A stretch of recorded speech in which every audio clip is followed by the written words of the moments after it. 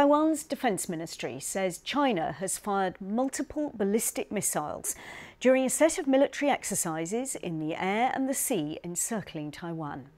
Beijing launched the drills in response to a visit by Nancy Pelosi, the most senior US official to go to the self-governed island in 25 years. The exercises are taking place in some of the world's busiest waterways. Taiwan sees itself as independent, but China views it as its own. China's foreign ministry said Nancy Pelosi's visit to Taiwan was a violation of the One China principle and justified its military exercises by blaming the United States for the rising tensions in the region. Our China correspondent Stephen McDonnell has more from Beijing. For the last couple of days, China has been amassing large formations of planes and ships all around Taiwan. And now the shooting has started. So these are live fire drills.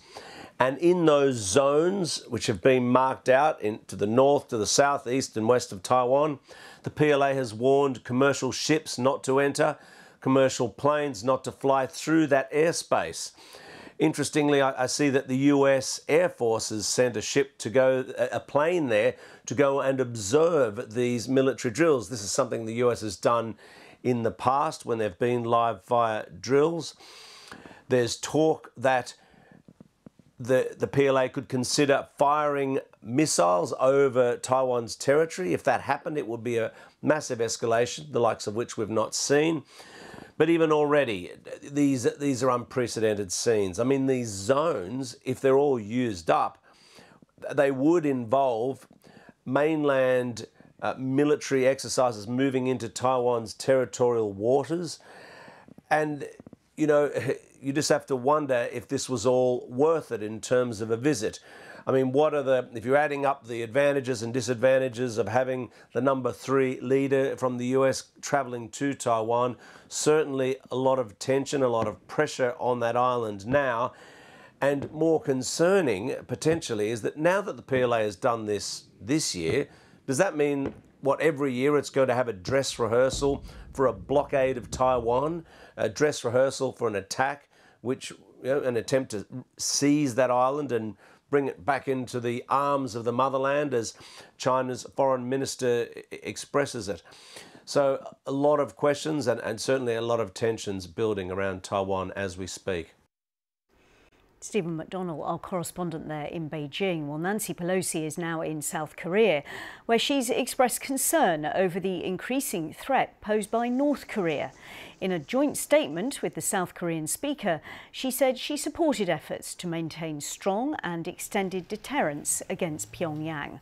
But the South Korean president, who's on holiday, will not meet Ms. Pelosi in person, will speak to her by phone instead. Ms. Pelosi is expected to visit the demilitarised zone later today before heading to Japan. Well, let's talk now to Professor Kerry Brown, Director of the Lao China Institute at King's College London and author of She, A Study in Power. Really good to have you with us, Professor. And I wanted to start by asking you about what your take is on these live fire drills by China. According to our correspondent in Beijing, these are unprecedented scenes. How concerned are you that this action will escalate? Well, extremely concerned. Who can be relaxed about this kind of, issue happening? China is now, kind of a very powerful military power. It doesn't have combat experience, but it certainly has the ability to, move towards this sort of aggression and bullying. And it's given China, I suppose, an opportunity to kind of really have a test at what might be possible. So in that sense, the Pelosi visit was kind of an unwanted opportunity, but an opportunity. And it's one that the Chinese People's Liberation Army and the Navy are taking. Talk to me a little bit about President Xi Jinping's goals. How central a goal is it to unify Taiwan? And if it is a central goal, under what sort of time frame? Well, this is a policy, the reunification of Taiwan, that he didn't create. He's inherited it from every leader of the Communist Party and the People's Republic of China back to 1949. This has been a major objective. So he doesn't have any kind of real flexibility on this issue. And for his domestic audience, who are, very, very much wedded to China being a great, powerful country, to have the sort of visit by an American key politician, number 3 in the hierarchy, against all kind of, Beijing demands, is obviously a loss of face. So part of this is about ensuring that the Chinese domestic public do not see their leader as being weak. I don't think that China wants to undertake any, kind of final military action. That would be obviously an absolute catastrophe. But they certainly can't be seen as weak. So a lot of the symbolism that we see now is something that is driven by domestic politics, not necessarily from Xi. That's something that Xi is reliant on and has to serve. Why would it be a catastrophe for China to have conflict with Taiwan? Because it would completely destroy the key supply chains around one of the world's, probably the world's key economic area. It would smash apart global semiconductor supply because Taiwan supplies a lot, I think 55% of the world's semiconductors, which we're so reliant on. It would shatter China's international image, and it would create misery for 23 million people on Taiwan and for people involved in China too.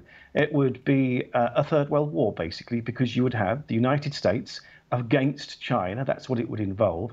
And so when you hear politicians and others, talking about this as though it's a confrontation that we must engage in, it's really, we've got to remember the calculations and the risks from this would be absolutely devastating for everyone. It's interesting, isn't it, that we've almost got to this position that we're in this morning because of Nancy Pelosi playing to a domestic audience and Xi Jinping playing to a domestic audience. From President Xi's point of view, how secure is he, given the Chinese response to COVID? And it too is facing economic challenges, isn't it? Well, it is not easy to get rid of a central leader in China. I mean, it's not easy to get rid of a central leader anywhere, but in China, I think that he's secure. But, the Communist Party of China is seeking legitimacy, and Taiwan is an issue, being tough on Taiwan, that, they can't, as I say, they don't have much flexibility about. Now, I mean, Pelosi's visit, I completely understand, why America would want to stress solidarity with Taiwan because of the security relationship. I think for the Taiwanese, though, who are caught between this, it's a really mixed blessing. It's good to have America's attention. It's probably crucial to have America's attention. But to be part of a kind of game where Taiwan is just caught between these two superpowers is really, really not comfortable. And the Taiwanese people now, Pelosi was there for 24 hours, she's gone. They're now dealing with the consequences of this. And it must be very uncomfortable to be in Taipei and other cities in Taiwan today when you know about this, kind of escalation happening around you and how missteps could be calamitous. I hope they don't happen, but really, this is not a relaxing situation. Professor Kerry Brown from King's College London, really, really good to talk to you. Thanks so much. Thank you. China is to suspend cooperation with the United States on issues including military relations, climate change and legal help in criminal matters. Now, this is in response to the visit of US House Speaker Nancy Pelosi to Taiwan. The visit's enraged Beijing, which regards the self-governing island as its territory. This latest announcement follows days of intensive Chinese military drills in the waters surrounding the island. Chinese missiles began striking the seas north, south and east of Taiwan hours after U.S. House Speaker Nancy Pelosi left the island. Chinese state television released video of warships patrolling the Taiwan Strait, for decades an unofficial buffer zone between China and Taiwan. As fighter jets cruised the skies above, air cover for the multiple no-go danger zones declared by China in some of the busiest shipping lanes in the world. Let's get into this with Michael Beckley. He's an associate professor of political science at Tufts University in Massachusetts. He's also co-author of the upcoming book Danger Zone, the Coming Conflict with China. Welcome to DW. Nancy Pelosi was in Taiwan for just 20 hours. What has she achieved beyond giving herself worldwide headlines and moving the world a little closer to the possibility of one misstep, one miscalculation and something horrendous? Well, she would say that she's achieved a reaffirmation of America's commitment to help Taiwan defend itself, to pledge to help American allies. But I think what she has in fact achieved is to set off a crisis that the Biden administration didn't need, that Xi Jinping didn't want, but now both sides have to sort of carry through on their actions in order to continue to look tough and establish resolve and credibility with the other. So how then, having launched such a massive retaliation, how can China re-normalize its relationship with the United States? How does it get the guns off the table and just go back to sort of glowering at each other? Well, I actually think this will be the new normal. And keep in mind, for the last year and a half, China has been staging what has been the most sustained show of force in the Taiwan Strait in more than a generation. I mean, roughly every few days, China has sent dozens of aircraft and half a dozen or so warships. Many of them have been going across the median line in the middle of the Taiwan Strait. So that had been going on. And now it looks like China is dramatically, obviously, increasing the number of those incursions as well as carrying out this blockade simulation. And so I think that this is going to be sort of the new normal. And we've seen this after other crises in 2012 when China and Japan got in a spat over the Senkaku or Diaoyu Islands. China ramped up its armed Coast Guard presence around those rocks and reefs in 1995, 1996. In all of these cases, China has used demonstrations of force to signal its resolve. And I expect that to continue for the foreseeable future. So if that continues for the foreseeable future, then that sounds like it's going to be really quite damaging for the Taiwanese economy, because they are effectively blockaded. No one's flying in. No one's bringing goods in by ship. So I'm hopeful that there won't be a full-on blockade of Taiwan. That would be incredibly difficult for China to sustain, and that would be an act of war and would trigger hostilities between Taiwan and China and possibly involving the United States. But I do think these sort of simulated actions, these demonstrations, these shows of force are going to be a regular occurrence in and around the Taiwan Strait, probably every few days, again, for the foreseeable future. And this is, in fact, what China has been doing for a year and a half now. It's just obviously on a much grander scale. You've predicted that China will launch what you call a cataclysmic war over Taiwan. Just explain to us under what sort of conditions or with what sort of provocation? So the war is certainly not inevitable, but we are entering a very dangerous period because China, on the one hand, has a window of opportunity to seize Taiwan. China is coming off 10 years of massive military mobilization. It's been churning out warships and ammunition at a rate we haven't seen from another country since World War II.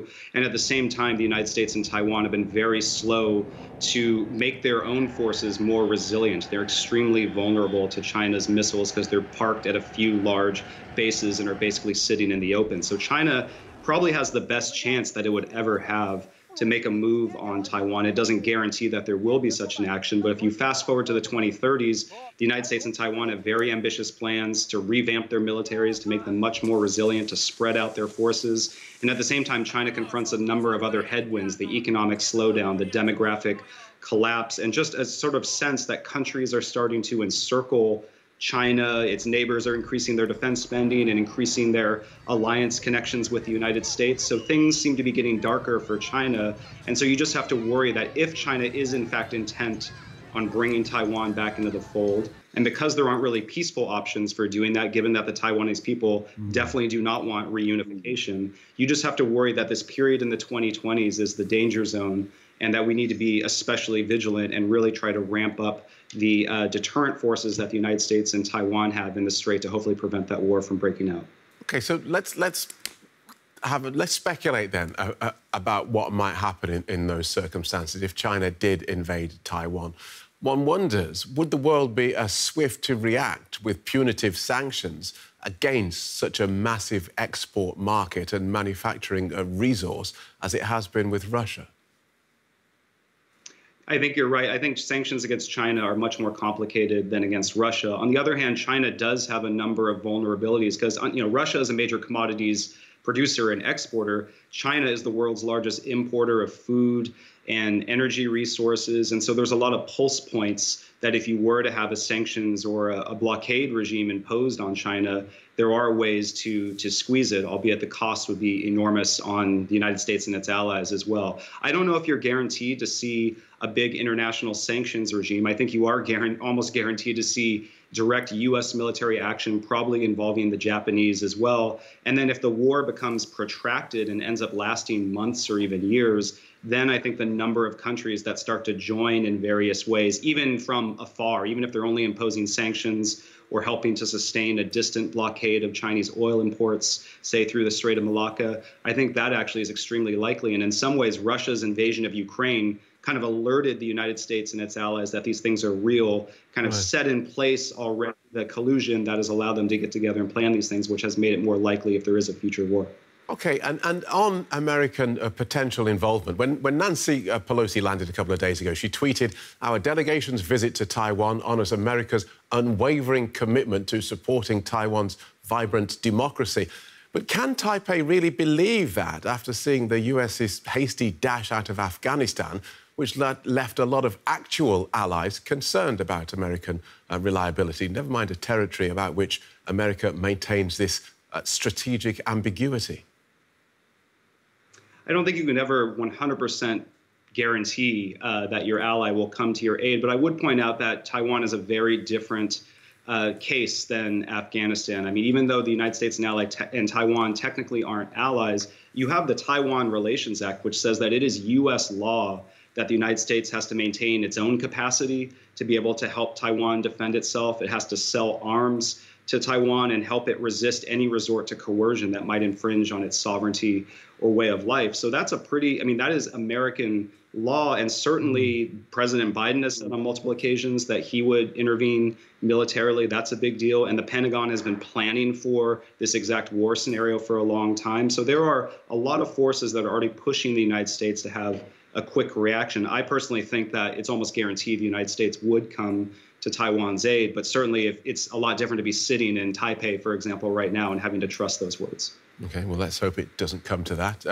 Good to talk to you. Thank you so much for joining us. Michael Beckley from Tufts University in the United States. Let's bring in Robert Daly in the conversation. He's the director of the Wilson Center's Kissinger Institute on China and the United States. Welcome back to DW. When you and I spoke at the start of this week, you suggested that Nancy Pelosi's visit was essentially a general show of support for Taiwan. Given that everything that's happened, would you say it was worth it? No, I don't think it was worth it. I think that if she hadn't gone to Taiwan, we would not now see these missiles flying over Taiwan, coming into Taiwan's territorial seas, and also flying into Japan's exclusive economic zone. This is a disproportionate, escalatory response on China's part, but it's a predictable escalatory response, and it could have been avoided if the trip hadn't been made, at least for a period of time.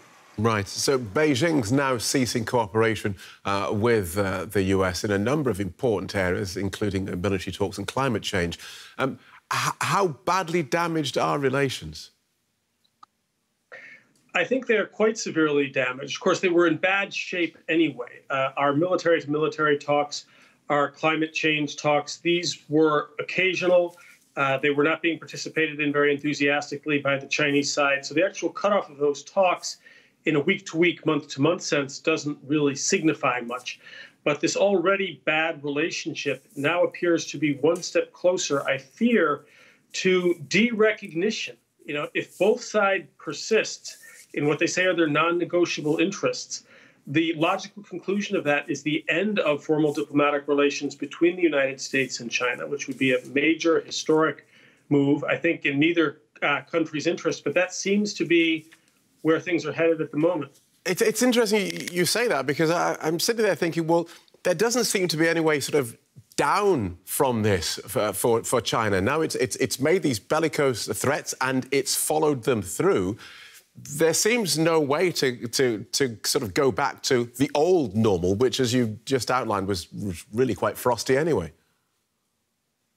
Right. And the problem here is that the question of Taiwan and its status was always a foundational question in U.S.-China relations. In 1972, when Nixon went to China, this was the question that the Shanghai Communique attempted to solve, dodge, paper over. You can describe it in whatever way you want, but a series of agreements were reached that kept the peace in the region for about 50 years, and that allowed Taiwan and China to develop. Taiwan is still the key question. In that Shanghai Communique, the United States said that it acknowledged that people in Taiwan and mainland China both thought that there was only one China and that Taiwan was part of it. That was key to China. The United States, I don't think, is any longer willing to acknowledge that because time has passed and it's no longer true. The people in Taiwan see themselves, for the most part, as Taiwanese, not Chinese now. And a quick word then about the timing of this confrontation. We have midterm elections coming up in the US and the National Congress of the Chinese Communist Party, both of those in November, and neither side wants to look weak. Right, but there's no good time for this to happen. If this happened at almost any point on the calendar, we could point to factors in both countries that made it hard for them to compromise. It's more than usually difficult right now, but I don't think it's an extraordinary time. I think that's been overplayed. Yes, Xi doesn't want to look weak as he looks to be anointed for a third term, but he wouldn't want to look weak anyway. He has never wanted to look weak. He's quite consistent in that. And President Biden has been concerned almost from day one of his administration of the Republicans painting him as soft on China. So these are really ongoing conditions. They're not matters of the moment. Good talking to you. Thanks for joining us. Robert Daly from the Wilson Center's Kissinger Institute on China and the United States. Thank you.